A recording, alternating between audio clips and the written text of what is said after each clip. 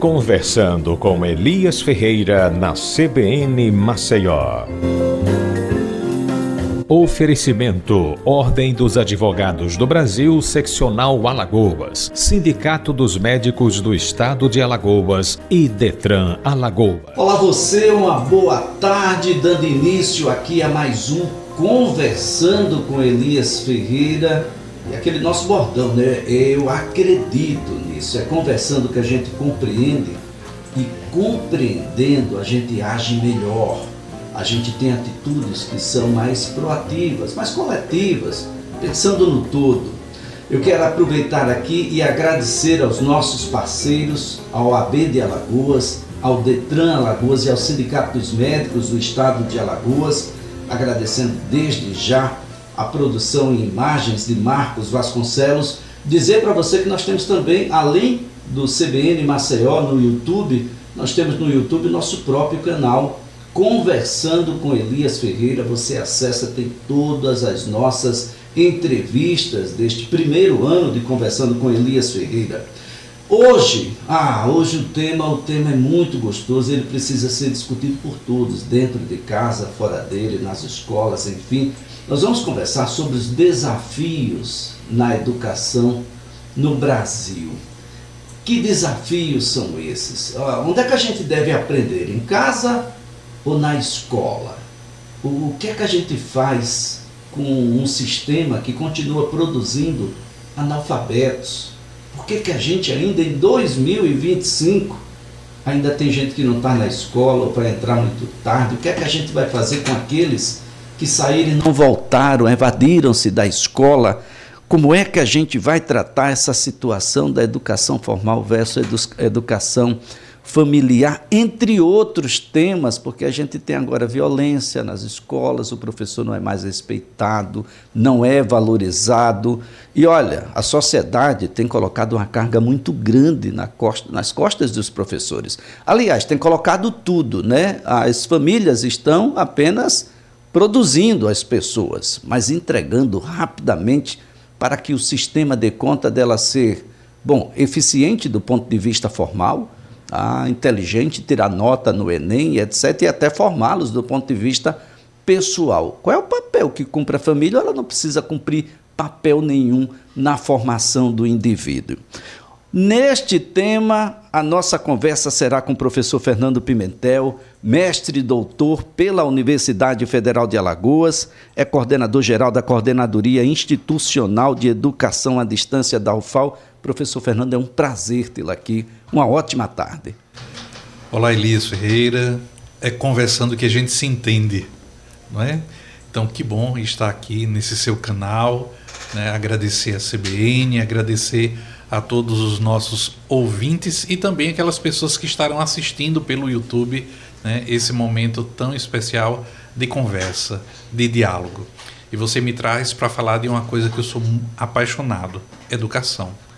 Trabalho com formação de professores e vejo cada vez mais todos esses desafios que você aponta e outros tantos, porque quando a gente está falando de educação, nós não estamos falando só da escola, né? A educação, ela é plural, tem muitas facetas, então ela começa em casa, né? Ela faz uma interlocução com a escola, mas também depende de toda a sociedade. Se nós temos problema de analfabetismo, por exemplo, aqui em Alagoas, esse problema não é só da escola, é um problema geral de gestão, é um problema político, é um problema que influencia inclusive na saúde, porque uma pessoa que não tem uma educação formal, ela também não vai cuidar da própria saúde. É um problema também de violência, porque acaba gerando situações em que as pessoas acabam vivenciando ou entrando em contato mais direto com a violência quando também não tem educação. Então a gente vai observando que o fator educação, ele é plural, né? E ele nos convida a dialogar, a conversar, para que a gente possa, junto, enquanto sociedade, buscar as alternativas. Bem, professor Fernando Pimentel, a gente sabe que é multifacetada, né, essa situação, e é bastante complexa, não se resolve da noite para o dia, mas a gente precisa começar. Eu acho que a gente já começou em alguns setores mas isso precisa ser mais conectado. E quando eu falo em conectado, eu estou querendo falar que tem tecnologia nessa discussão também, que a gente não pode abrir mão, até porque já se tentou educar do ponto de vista formal de todas as formas. O rádio já foi utilizado para a educação à distância, os correios já foram utilizados para isso, eu lembro, os que tiveram um pouquinho de cabelos brancos a mais. Universal Brasileiro. Instituto Universal Brasileiro. E uma enciclopédia que as pessoas passavam vendendo nas portas, se você não tivesse aquilo, eu acho que era Barça. Barça, Atlas, né? E a gente poderia falar também do Almanaque Abril Cultural. Almanaque Abril, quem não tivesse aquilo estava todo ano tinha uma nova edição. Mas o fato é que, apesar de tudo que a gente está vivenciando, ainda tem uma discussão. E essa discussão ela foi bem efervescente alguns poucos anos atrás. A educação deve ser dada na escola, e eu falo sobre educação formal, gente, ou ela deve ser em casa, no homeschool? Bem, esse é um ponto de discussão ainda, né? Não é de muito tempo atrás, mas que no Brasil ainda tem muitos polos de discussão. Normalmente, as pessoas que defendem o homeschool, a escola em casa ou a educação em casa, são pessoas que estão desacreditadas da educação formal, do sistema de educação formal. São pessoas que temem que os seus filhos, nesses espaços de escola, sejam vítimas de violências, né? E aí no plural mesmo, né? Violência física, violência psicológica, violência emocional. Então, não são poucos os relatos, por exemplo, de bullying, né? E também do cyberbullying. Então, as pessoas que defendem e acreditam nessa perspectiva da criança não ir para o ambiente formal da escola, é porque estão desacreditando da escola que nós conhecemos, né? Que eu e você tivemos a experiência de viver. E a escola, ela é o ambiente ideal porque ela permite que você encontre com aquele que é diferente. Toda unanimidade é burra, né? Já dizia, né, o ditado. Então, se eu estou num ambiente em que todas as pessoas concordam comigo, não haverá crescimento. Então, eu vou para a escola, primeiro, para me encontrar com o outro. E descobrir que no outro eu me completo. O outro me completa e eu completo o outro. É uma perspectiva da educação, de uma pedagogia da inteireza. Perceber que nós todos somos corresponsáveis, uns pelos outros e também pela natureza. Nós estamos, inclusive, vendo todas essas questões de cuidado com o planeta Terra, passa pela escola também. Então, a escola é esse espaço que eu vou me encontrar com o outro, mas eu vou me encontrar também com todo aquele conhecimento sistematizado pela cultura, pela sociedade. Então, é preciso que a gente perceba que a escola não é um depósito de crianças e adolescentes. A escola é um universo, é um ecossistema, onde nós temos muitas oportunidades de aprender. Aprender, inclusive, com as frustrações, né? Que hoje as crianças têm tanta dificuldade de vencer as frustrações, né? Qualquer coisa, os meninos e as meninas estão muito sensíveis, né? E, com todo o respeito, os consultórios psicológicos estão abarrotados. Abarrotados. Neste sentido, professor, que papel cumpre o recreio? Que é tão reclamado, eu só vejo informações e vamos diminuir o recreio. Na minha época era meia hora, passou para 20, 15 minutos, 10 minutos. Recreio não cumpre papel pedagógico nenhum? O recreio é fundamental. Existe uma dimensão do ser humano que é a ludicidade. O que é o lúdico? O lúdico é aquilo que dá prazer, é aquilo que dá prazer. Por exemplo, nós dois aqui nesse estúdio, nós estamos num ambiente que para nós é lúdico. Para alguém que talvez não entenda rádio, alguém que tenha vergonha de se expor diante das câmeras, esse ambiente seja frustrante. Então o lúdico é essa dimensão que ela é individual, é de cada ser, e no momento do recreio, o lúdico ele precisa aflorar. É porque no lúdico é que a gente vai brincar, que a gente vai criar. Muitas vezes na sala de aula a gente não tem espaço para o lúdico. Talvez tenha na educação infantil, nos primeiros anos do ensino fundamental, mas depois isso se perde. Quantas e quantas vezes a gente não escutou um professor ou uma professora dizer assim: menino, vamos parar de brincadeira? Mas a brincadeira ela faz parte do ser humano, né? Então, nós que, inclusive adultos, idosos, a gente gosta de brincar, gosta de sorrir. E essa dimensão do lúdico, ela ganha espaço no recreio. Infelizmente, o recreio foi diminuído porque nós estamos vivendo também um momento em que ali no recreio, muitas vezes, se extravasa a violência. Então, o recreio não é o momento apenas do professor, vou descansar da minha turma. Não, o recreio, ele precisa, inclusive, existem algumas propostas de algumas escolas de fazer o recreio direcionado. Não é controlar as crianças, mas é propor às crianças e aos adolescentes atividades que eles podem fazer o recreio. Por exemplo, você deixa lá um tabuleiro de damas, um tabuleiro de xadrez, então você desenha no chão da escola uma amarelinha, então você propõe o espaço. Infelizmente, algumas escolas nem espaço têm, né? Mas a proposta é que você tenha um espaço onde a criança possa criar, inventar, onde ela possa interagir. Bom, desigualdades educacionais. A gente poderia citar aqui infraestrutura, financiamento, mas é só isso mesmo, professor? Bem, nessa questão das desigualdades, para além da infraestrutura, nós temos um elemento que é muito crítico, que é a vontade política. Nós precisamos de políticas públicas cada vez mais efetivas. E a política pública ela não pode chegar de cima para baixo. Ela precisa ser real a partir daquilo que existe em cada escola. Muitas vezes, uma política pública de infraestrutura, por exemplo, ela vem numa situação em que não atende àquela realidade. Vou dar só um exemplo. Há alguns anos atrás, o governo criou um projeto chamado Um Computador por Aluno. Então, algumas escolas do Brasil, aqui em Alagoas foram 9, cada criança recebia um notebook. Ótimo, show! Vamos conectar, né? Vamos fazer com que as crianças aprendam também com a tecnologia. Problema, as escolas não foram preparadas, por exemplo, para carregar 150, 200, 300 notebooks. Percebe?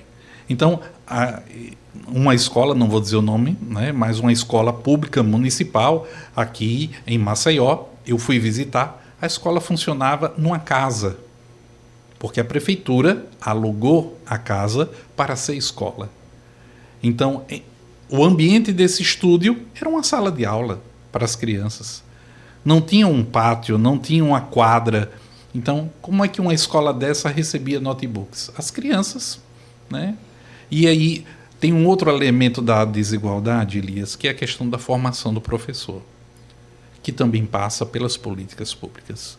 Hoje, nós já temos estudos, inclusive, que indicam que nós estamos tendo uma defasagem grande de professores. Nós teremos um apagão, professor? É o que se indica. Algumas pesquisas indicam que aqui em 2030, no máximo 2040, nós não vamos ter professores suficientes. E para boa parte das matérias que são necessárias para a formação. Isso. O governo federal veio esse ano agora com uma proposta, né, que ela é parecida com o pé de meia, né, mas é o pé de meia licenciaturas, onde também faz um depósito lá de uma certa quantia para aqueles que estão nas licenciaturas dos cursos presenciais, né?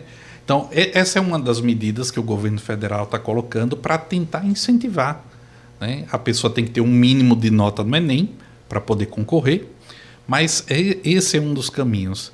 Mas a própria sociedade precisa rever os seus valores.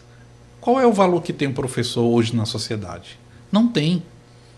né? Você falava muito bem, né? Professores que são vítimas de violência. A gente não precisa ir longe. Aqui em Maceió, aqui em Alagoas, nós temos casos de colegas, né, que não vão de carro, por exemplo, à escola, porque vão furar o pneu do carro, vão arranhar o carro. Né? Professores que são xingados pelos pais, pelas mães. Por quê? Porque reprovaram, por exemplo, o filho. Então, a violência também é um elemento da desigualdade. Quando a gente fala de desigualdade de infraestrutura, mas desigualdade de formação também. Né? Olha só, professor, nessa questão da desigualdade, é injusto, depositar no professor o sucesso ou insucesso da educação no Brasil? Eu também falava sobre isso, mas retoma exatamente o início da nossa conversa. A gente não deixou tudo para eles, não? Como a educação ela é plural, né, multifacetada, não cabe somente ao professor. Né? Cabe à sociedade, cabe aos gestores, cabe aos políticos, cabe às sociedades civis, às ONGs. Todo mundo é responsável. Veja só, se nós não temos um serviço de transporte adequado, como é que nós queremos dizer que aquela criança ela vai chegar na escola? Se nós não temos um serviço nutricional adequado, como é que nós queremos que aquela criança seja educada na escola? Então, percebe que são muitos os elementos e que todos eles precisam do nosso olhar. Né? A questão da alimentação, a questão da saúde, a questão do livro didático. Né? Então, nós temos o Programa Nacional de Livro Didático, mas quantas e quantas vezes as escolas ficam amontoando o livro, não entregam o livro para a criança? Não entregam o livro para a criança. Gente, alguém pode achar que o fardamento não quer dizer nada, mas ali não há um sentimento de pertencimento, doutor? Olha, não, eu sou da escola tal, e há uma certa altivez ao mencionar da escola que é, dos amigos que tem, da turma em que frequenta. Isso não permeia a formação enquanto cidadão, cidadã? Bem, tem um elemento muito interessante quando a gente fala do fardamento, é que no início dos anos 80 até o início dos anos 90, houve uma série de resistências de alguns grupos quanto ao fardamento. Por quê? Porque fazia uma alusão ao militarismo.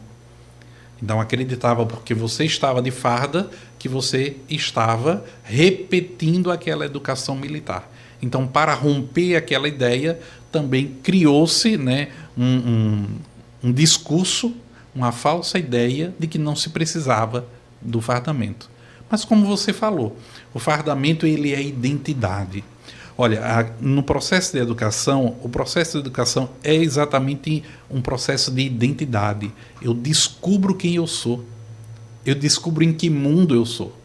Né? Então, o momento em que eu coloco, que eu defendo a minha escola, né? Então, nós estamos... A gente vê muito isso em jogos, né? Eu defendo a minha bandeira, né? O jogador entra beijando, né, o seu uniforme. Então, a escola precisa, inclusive, que as crianças se identifiquem, gostem de estar na escola. As nossas escolas, infelizmente, às vezes parecem presídios, com muitas grades, muros altos. Né? Eu estava vendo reportagens essa semana de escolas aqui em Maceió que estão sendo alvo de roubo. Né? Os meliantes entrando nas escolas. Ou seja, a própria comunidade não compreende o que é aquele equipamento público. Exatamente. Ou privado. A gente tem agora os dois sistemas que precisam dar uma resposta um pouco melhor. Acesso à escola, professor. E todos esses ingredientes que a gente colocou aqui, mas ainda assim um bolo que murcha quando a gente tira do forno, sola, né? Como se diz aí no linguajar das cozinheiras, porque mesmo em 2025, e 2026 ainda não chegou, mas ainda assim nós vamos continuar produzindo analfabetos. É possível explicar isso, doutor? Né, saíram alguns estudos agora falando do percentual de analfabetos no Brasil, né? E Alagoas não está mais no último lugar, mas também não alcançou a meta, né? Nós tínhamos uma meta para alcançar e nós não alcançamos.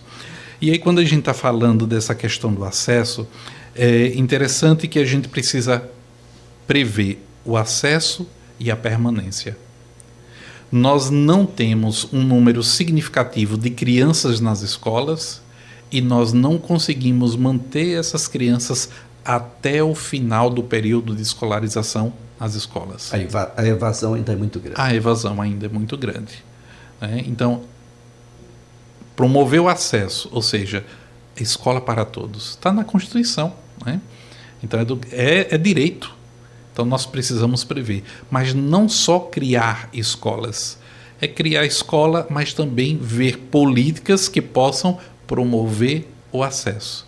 E aí eu volto a falar do pé de meia, né? O pé de meia é uma das políticas para a permanência e uma política que mexe no bolso de uma sociedade que nós sabemos, por exemplo, a nossa sociedade alagoana, que é uma sociedade que ela vive de benefícios, né? É o Bolsa Família, é a aposentadoria. Então, nós temos alguns momentos, inclusive, do mês que a gente identifica que o mercado, que o comércio, ele funciona mais. A gente tem certeza, saiu o pagamento. E aí tem o cartão Escola 10. Saiu a bolsa, Escola 10, saiu o pé de meia. E olha, a gente continua produzindo analfabetos. Isso é muito ruim, porque alguém que vai nascer leva em média aí 8, 9 meses para nascer. E a gente deveria saber para que maternidade ele vai na hora de nascer. E a gente deveria já estar se preparando, porque ele ainda vai levar aí mais uns 6, 8, 10 meses, 1 ano para poder chegar ao sistema como um todo. Por que a gente não se prepara para isso? Olha, eu quero agradecer aqui ao OAB Alagoas, ao Detran Alagoas, ao Sindicato dos Médicos do Estado de Alagoas, dizer que o Conversando com Elias Ferreira faz agora um breve intervalo. Nós vamos ao Repórter CBN, mas em seguida estaremos de volta.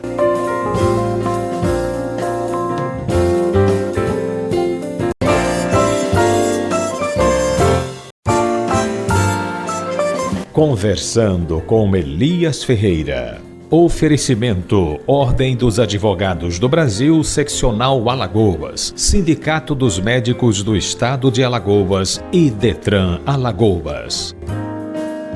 Estamos de volta, conversando com Elias Ferreira, porque eu entendo que conversando a gente se entende, a gente compreende. Eu quero agradecer aqui aos nossos parceiros, ao OAB Alagoas, ao Detran Alagoas, ao Sindicato dos Médicos do Estado de Alagoas, a produção de imagens de Marcos Vasconcelos, aqui o nosso canal no YouTube, que você pode rever entrevistas que nós já realizamos, Conversando com Elias Ferreira no YouTube e, claro, acompanhar essa entrevista também por lá, conversando aqui sobre os desafios para a educação no Brasil com o professor Fernando Pimentel, mestre e doutor em educação pela Universidade Federal de Alagoas, é coordenador da Coordenadoria Institucional de Educação à Distância. Eu quero começar por aí, professor.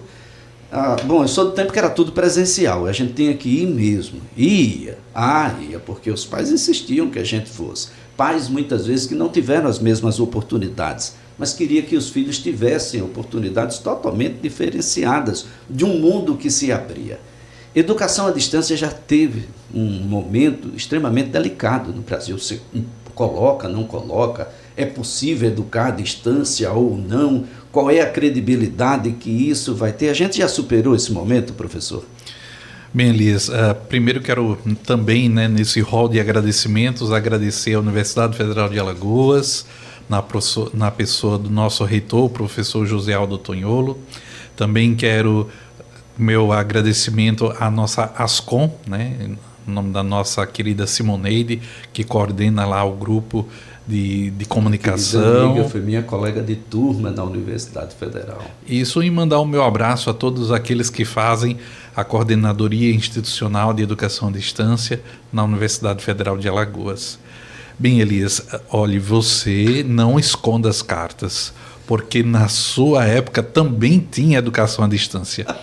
Evidentemente que essa ainda é a sua época, porque nós estamos aqui, Só que você sabe muito bem que, com o passar do tempo, outras tecnologias vão sendo criadas e, com tecnologias mais sofisticadas, modernas, nós vamos alcançando um público cada vez maior. E a educação também, né? Então nós tínhamos exatamente um modelo de educação à distância via correios e telégrafos, depois a educação à distância utilizando as ondas do rádio, né? Vou lembrar aqui do Projeto Minerva, por exemplo. Projeto Minerva. Depois nós temos a educação à distância com a televisão, né? Por exemplo, o Telecurso 2000, Telecurso que as pessoas acordavam logo cedo e verdade. Aquilo também é educação à distância, né? E a própria TVE, né? A TV educativa com uma proposta educativa, tá certo? E mais recentemente, a partir da década de 90, de 1990, com a popularização da internet, nós vamos ter a educação à distância como nós conhecemos um pouco hoje, utilizando o computador, utilizando a internet. Muitas pessoas confundem educação à distância, acham que educação à distância é algo agora da internet. Ou ainda tem gente que acredita que a educação à distância foi criada na pandemia, né, na pandemia de Covid-19. Não, a educação à distância, como já falei, é bem anterior. A questão é, aprendemos ou não? Como é que se aprende? Essa é a grande pergunta da pedagogia. Todos os grandes pesquisadores educacionais, tanto aqueles que têm um viés mais da psicologia, como aqueles que são das ciências da educação, ainda hoje se perguntam: o que é educar? Como é que se ensina bem e se ensina melhor? Como é que se aprende bem e se aprende melhor? E aí uma das coisas que a gente já tem certeza absoluta é que nós aprendemos de formas diferentes. Então, e aí está o grande desafio para a educação e para o professor, porque nós precisamos verificar exatamente: Elias, aprende melhor de que forma? É escutando? É assistindo? É anotando? Então eu preciso ser um professor que entrega para o aluno meios diferenciados para que ele se encontre com aquilo que ele precisa ter para produzir conhecimento. O professor, o senhor traz agora uma série de... Bom, a confusão vai ficar grande agora. A gente não avaliava bem, então, quando a gente aplicava só aquele método lá de provas escritas. Eu tinha um professor lá muito querido, eu tinha a prova dos 33, era um professor de psicologia. Então, só por esse método de avaliação, a gente não avaliava bem? Bem, o que é avaliação? Essa é uma outra pergunta. Eu já vou dizer, viu, Elias? Eu não vim para trazer respostas. Eu vim para deixar todo mundo se perguntando, né? O que é avaliar? Quando é que nós avaliamos? E avaliamos o quê? Existem algumas perspectivas que a melhor forma de avaliar é quando eu avalio promovendo a aprendizagem. Muitas vezes, né, principalmente na época que nós estávamos na escola, a avaliação ela não era uma avaliação para a aprendizagem, era uma avaliação para medir. Você tinha que medir se sabia ou se não sabia, se decorou, se não decorou. Se um mês depois você ainda lembra, aí é outra história. Né? Esse é o cerne da questão. Essa era a perspectiva, né? Você aprendia para aquele momento daquele teste. Só que, por exemplo, nós temos uma grande autora, referência em avaliação, que ela vai dizer: a aprendizagem ela acontece inclusive quando a gente erra. Mas qual é o professor que tem tempo de chegar, veja, numa sala de aula com 40, 50 alunos, ou 60, onde ele vai dizer: olha, Elias, você errou isso aqui por isso, por isso, por isso, por isso. Você errou isso aqui, assim. E voltar. Quando ele já tem que dar conta de outros tantos assuntos. Ele não tem tempo, ele apenas entrega a avaliação. Esse é um grande desafio, porque a gente vai ter que individualizar isso. E para individualizar eu tenho que ter tempo, eu tenho que ter estrutura, eu tenho que ter uma série de outros elementos, mas principalmente uma formação pedagógica diferenciada do passado. Que quando o aluno não correspondia, é porque foi o aluno que foi negligente e não o sistema que em algum momento não conseguiu alcançá-lo, professor? Esse foi o entendimento até algum tempo atrás, que nós tínhamos que ter uma escola para cada aluno. Não é bem assim. Tá? Não é a individualização, é a singularização. Ou seja, o que é singular? Olha, o bom professor, ele sabe o que é que dá certo na turma A e o que é que dá certo na turma B. Ele sabe que às 7 horas da manhã, quando ele entrar na turma B, ele vai ter uma turma que é mais calma, ainda está com sono, então ele precisa chegar com mais energia, então ele precisa movimentar a turma de uma forma diferente. Diferente daquele professor que pega a turma C depois da aula de educação física, onde os alunos vêm todos arengando, né? Utilizar esse termo, arengando, porque um time ganhou e o outro time não ganhou.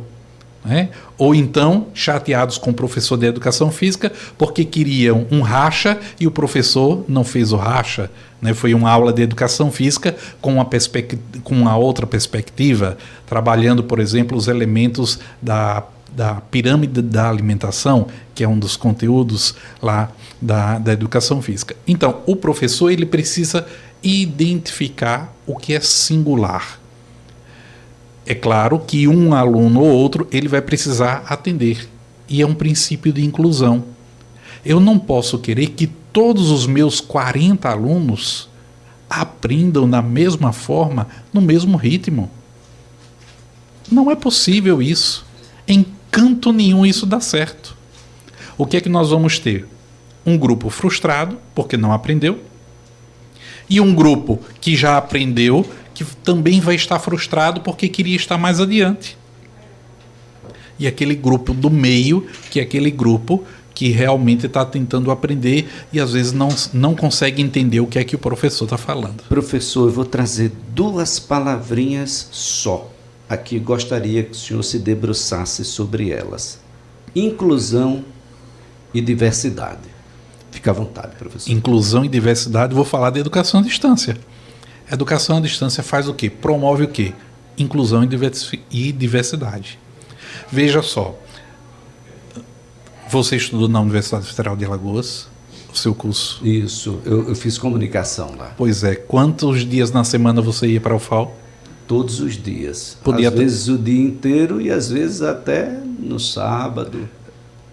Estamos trocando, sou eu que estou entrevistando você agora, né? A batida era pesada. E olha que era tido como um dos cursos, digamos assim, comparado aos cursos das exatas e etc., cursos que eram mais palatáveis, digamos assim. Mais tranquilos, né? Mais tranquilos. Em termos de conteúdo, por exemplo, vai estudar ética, né? Ética não é fácil. E está lá nas comunicações sociais. Então, veja só. Mas você teve tempo. Você tinha uma família que, de uma forma ou de outra, lhe dava uma estrutura, você morava aqui e você podia ir ao FAO.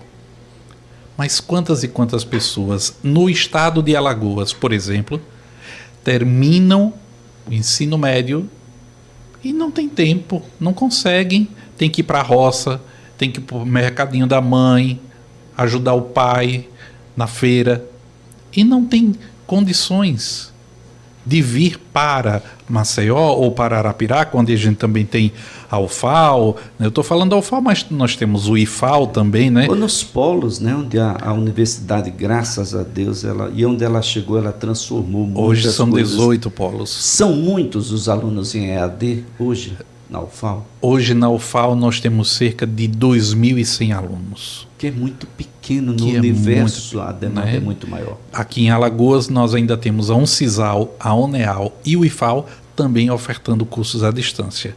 Tá? Mas, por exemplo, eu tinha uma aluna na pedagogia, no presencial, que ela mora ainda em São Miguel dos Milagres. Ela vinha e voltava todos os dias. O risco que ela enfrentava nessas estradas, num ônibus da prefeitura, né? Um ônibus que muitas vezes não era o mais adequado ou que oferecia uma segurança e conforto. Então veja o tempo que ela gastava da vida dela, o risco. Esse é um caso. Eu visitei o polo de Matriz Camaragibe, e uma aluna lá do curso de matemática à distância, ela me dizia: professor, eu moro na Barra de Camaragibe e eu sou responsável lá pela Associação dos Pescadores. Esse é o meu trabalho. Para vir para a Matriz, para o Polo, eu gasto R$10 para vir e R$10 para voltar. Professor, não tenho esse dinheiro não. Essa é a nossa realidade. Então a educação à distância, que é muito criticada ainda, a educação à distância é para incluir esse. As tecnologias ainda irão avançar mais. A gente vai ficar quase que presencial, ou mais que presencial, porque agora com a realidade aumentada, com outros ingredientes, professor. Olha, eu posso dizer para você que isso vai demorar para chegar na universidade, no ensino superior. Nós já estamos vendo isso, por exemplo, na área médica, com cirurgias robóticas, né? Mas, inclusive, está um médico aqui em Maceió fazendo cirurgia e está sendo acompanhado por um colega nos Estados Unidos. Sim. Ou na França. Na educação, isso ainda vai demorar um pouco, essa é a minha perspectiva, porque o financiamento da educação está cada vez menor. E você sabe que quando a gente fala de tecnologia, a gente está falando de investimento. E não adianta dar o computador se você não der a internet, não der toda uma estrutura que vem por trás, de professores que estejam capacitados a lhe ajudar nessa conectividade, da utilização dessas ferramentas. E formar o professor. Maior. Dado agora do Ministério da Educação, pesquisa que foi publicada agora em março. 1,7% dos professores da educação básica estão preparados para trabalhar com as competências digitais. Olha só, gente. 1,7%. Que dificuldade. Eu quero trazer aqui ainda, nesse quesito, inclusão e diversidade, eu vou fazer um recorte aqui. Pessoa com deficiência. Tem que ter uma escola especial, juntar todos com deficiência lá. Pessoas com deficiência atrapalham. É impossível ter pessoas com deficiência e pessoas típicas na aprendizagem comum? Esse é um ponto também que a gente já avançou muito na pesquisa, na formação de professores. Nós não podemos ter ambientes separados. Nós precisamos cada vez... A escola é o lugar do diferente. Eu sei quem eu sou quando eu olho para mim e quando eu olho para você. Então, eu preciso ter o encontro com aquele que é diferente, que é diverso, para aprender a viver. Então, na escola, nós precisamos sim ter aqueles que, vamos dizer assim, não estão na normalidade do que o mundo gostaria que fosse. Mas quem tem deficiências ou síndromes precisa estar na escola. Porque a escola é lugar para todos, é direito de todos, né? E não atrapalha. Não atrapalha. Ontem eu estava em uma escola e nessa escola eu estava em contato exatamente com uma criança de 12 anos que ela é autista, né?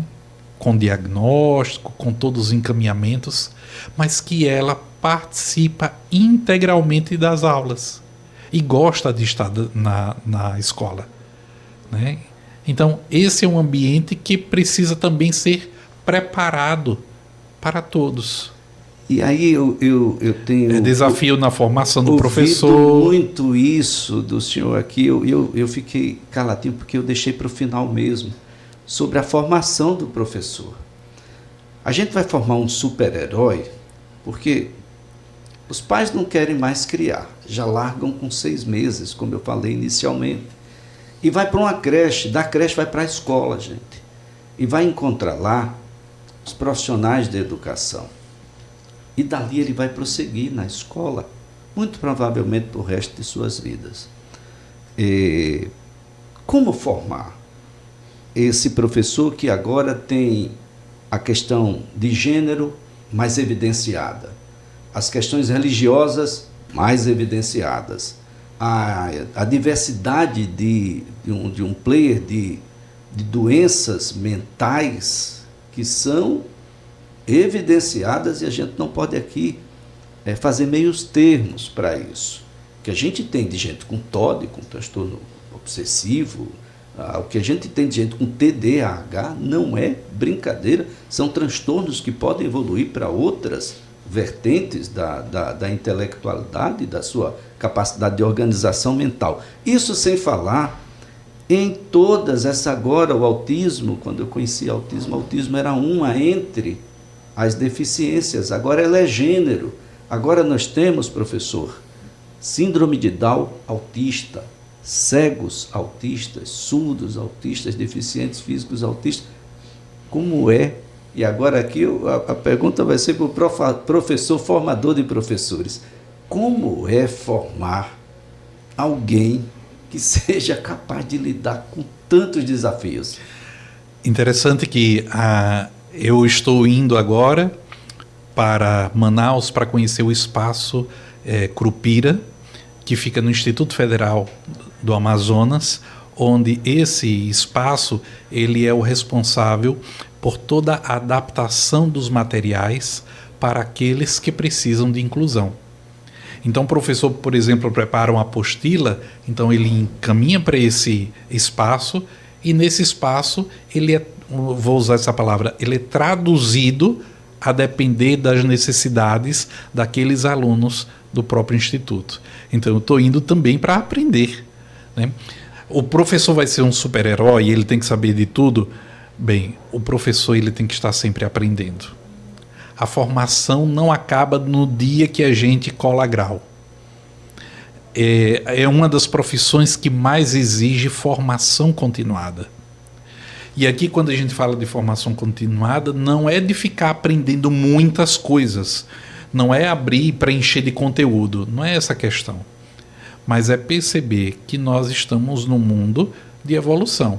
Por exemplo, nós estamos vivendo uma sociedade que ela vive na cultura digital. Então o professor precisa aprender a viver nessa cultura digital. Aprender a viver para aprender a ensinar.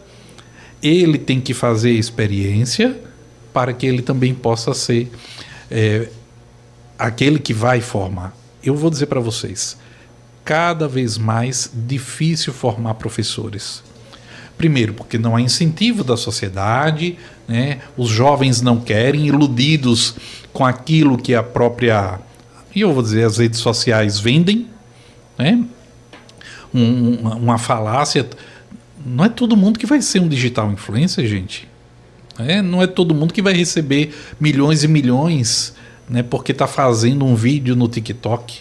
Né? Muito preocupado aqui em Alagoas, professor Fernando, porque daqui mais alguns anos só a Universidade Federal de Alagoas, e eu insisto, amem a Universidade Federal de Alagoas, eu tenho repetido isso aqui cotidianamente. Não só gostem, não, amem, apaixonem-se pela Universidade Federal de Alagoas, porque daqui a algum tempo, já que as particulares estão abrindo mão dos cursos para a formação de professores, estas também ficarão sem professores. Exato. Olha, Elias, eu sou professor no curso de pedagogia, eu recebo os feras. No semestre anterior, eu recebi 33 alunos. Desses 33, 19, porque a primeira aula eu pergunto, por que você veio fazer pedagogia? Dos 33, 19 não queriam pedagogia como primeira opção. Queriam psicologia, enfermagem, queriam engenharia, não tiveram a nota, segunda opção ou terceira opção, a pedagogia. Com certeza são pessoas que provavelmente no meio do curso vão fazer Enem novamente para tentar o curso que é da identidade deles. Então já hoje nós temos uma diminuição de pessoas que estão procurando. Olha só, e aí a gente tem um problema na gênese, né? Como escolher um curso que será a sua profissão no futuro?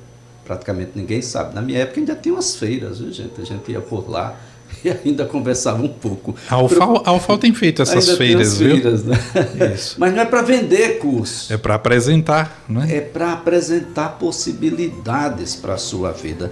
Professor Fernando Pimentel, foi um prazer tê-lo aqui. Conversa não falta, né, Elias? Não, eu julgo que essa é inicial.